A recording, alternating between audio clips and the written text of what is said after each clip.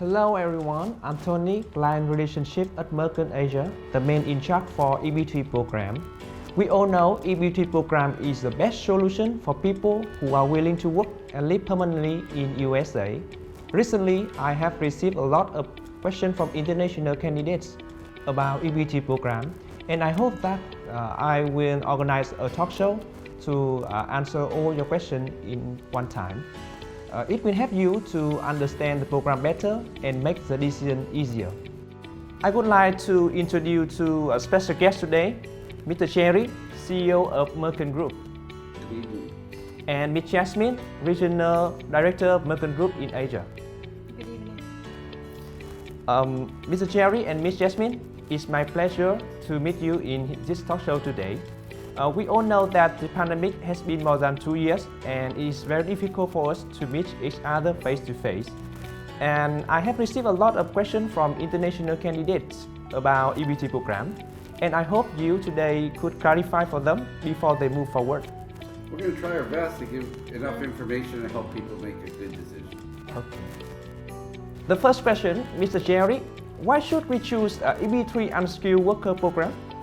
Well, the EB3 is really a wonderful program.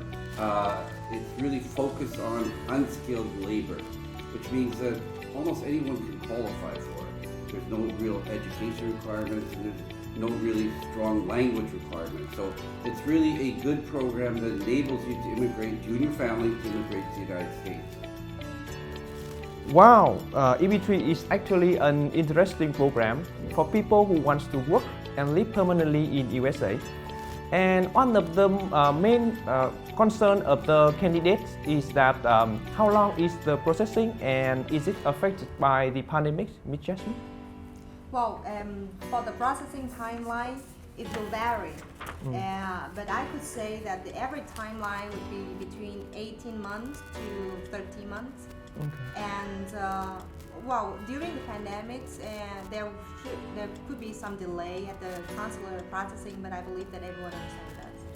And I think the wide range of timeline is due to different situations can crop up, either audit or other issues that may affect some candidates but not the other ones. So we really emphasize patience is important because the processing times are unpredictable.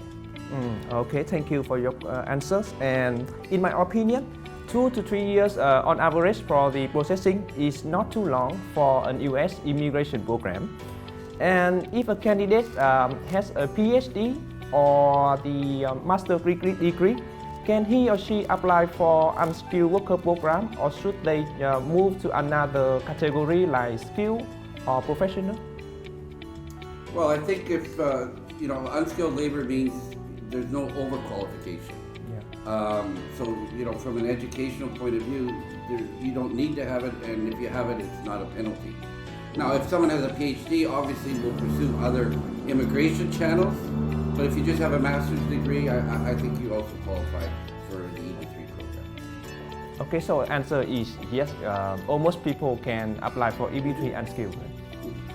Ms. Jasmine, a candidate asked that I'm applying for EB3 program, and during the processing, I'm getting married, so can I include my spouse in? Well, definitely, for sure. But, there are some steps where the applicants will file the application. The first is the employment, Yes. and the second is the immigration at the USCIS, where at that stage they can apply for the family reunification for their spouse.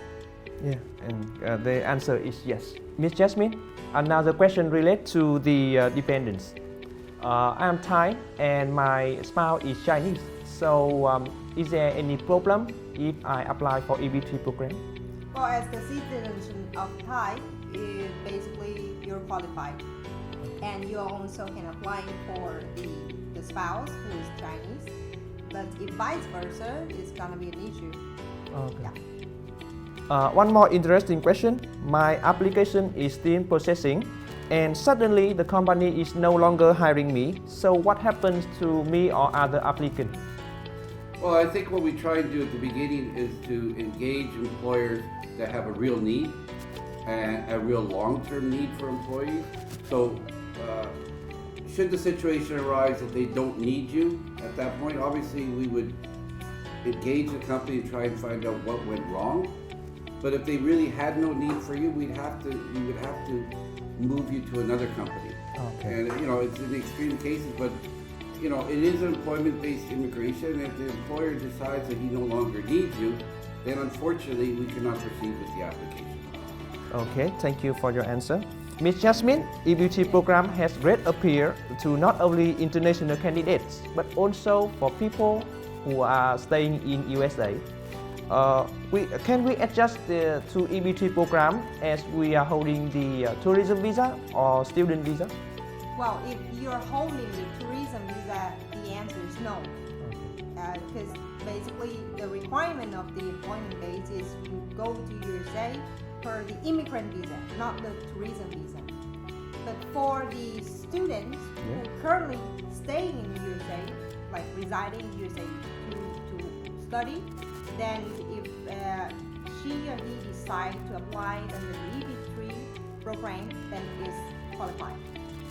Okay, thank you for your answer. Mr. Cherry, a question for the program eligibility.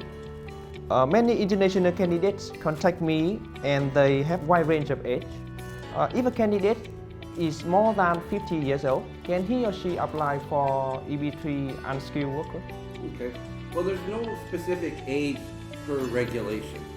And it's really each employer kind of stipulates the ages and the requirements they want from people applying for those jobs. So certain physical type jobs, age may be a factor, but certain less physical jobs may not be a factor. So in some, demanding, maybe 50 is the cutoff, and maybe in some other ones it could be a little bit higher.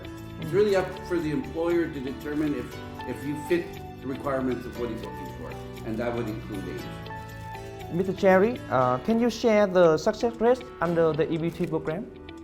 Well, yeah, in order to succeed under the EB3 program, there's a number of factors that have to happen. First, the employer needs to identify a need, and he needs to get a wage rate determination for that particular position. So you go through different stages. Once that's done, the employer will need to advertise. Okay. And advertise to show that no American wants to do it, or if American wants to do it, he offers them employment. Should that not succeed in getting the worker he's looking for, then we go to the EB3 program and we fill the position through that particular area.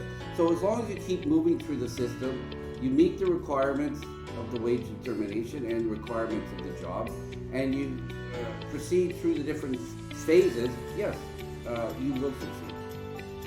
Thank you.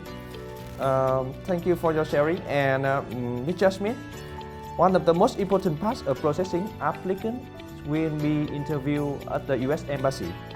Is there any case that an applicant will be rejected by the embassy? And in that situation, what should we do next? Well, if the candidate do and follow the procedures rightly from the beginning until the time that they get in the embassy, the US Embassy for interview, well, there's very little chance that I see that they got rejected, because the EB3 program is a legal program, and what we are doing is properly from the beginning until the end.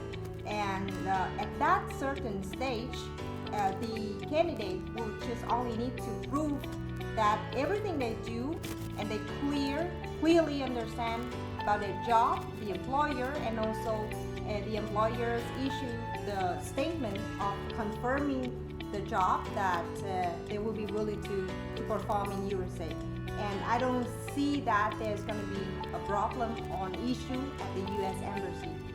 But if there is some confusion and something does happen, we do have lawyers that are representing our clients, US-based lawyers, that will take action on their behalf to clear the matter up.